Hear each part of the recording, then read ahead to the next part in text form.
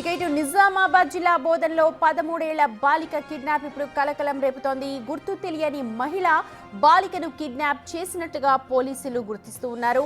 బాలిక 8వ తరగతి చదువుతోంది. పాప తండ్రి ఆమెను ఒక షాప్ దగ్గర ఉండమని చెప్పాడు. తిరిగి వచ్చేసరికి కనపడకపోవడంతో తండ్రి ఆందోళనకు గురయ్యాడు. పోలీసులకు కంప్లైంట్ చేశాడు. దీంతో సీసీ కెమెరాలు పరిశీలించడంతో ఓ గుర్తు తెలియని మహిళ బాలికను తీసుకువెళుతున్నట్టుగా అక్కడ గుర్తించారు పోలీసులు. దీంతో మిస్సింగ్ కేసు నమోదు చేసుకుని దర్యాప్తు చేస్తున్నారు.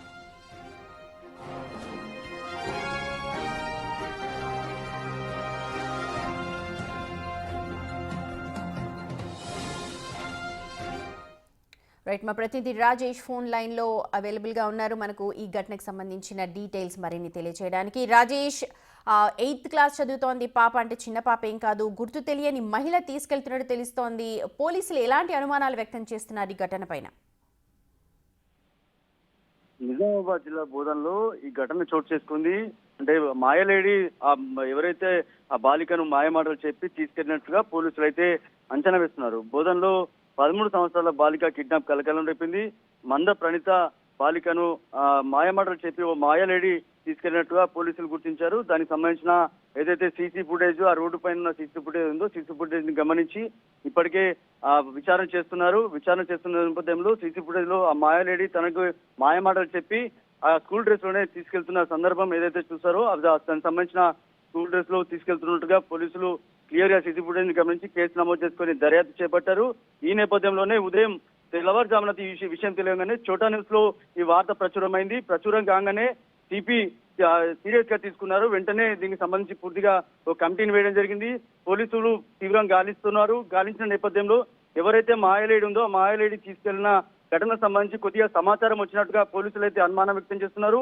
నాకు తెలిసి అంటే పోలీసులు ఎవరైతే మాయలేడి ఉందో మాయలేడి తీసుకెళ్లిన ఘటనకు సంబంధించి ఎక్కడికి తీసుకెళ్లింది, ఏ కోణంలో తీసుకెళ్లింది, ఎక్కడికి తీసుకెళ్లిన సందర్భంలో వాళ్ళు 13 ఏళ్ల బాలిక 8th క్లాస్, చిన్నపిల్ల ఏం కాదు. గుర్తు తెలియని వ్యక్తి మాటలు నమ్మి వెళ్లేంత అక్కడ చేయి పట్టుకొని ఆమెతో మాట్లాడుతూ వెళ్తున్నట్టే మనకు కనిపిస్తోంది. దర్యాప్తు ఎంతవరకు వచ్చిందంటున్నారు? ప్రధానంగా ఎవరి మీద అనుమానం వ్యక్తం చేస్తున్న డీటెయిల్స్ మీరు బయటకు వస్తున్నాయి అంటున్నారు.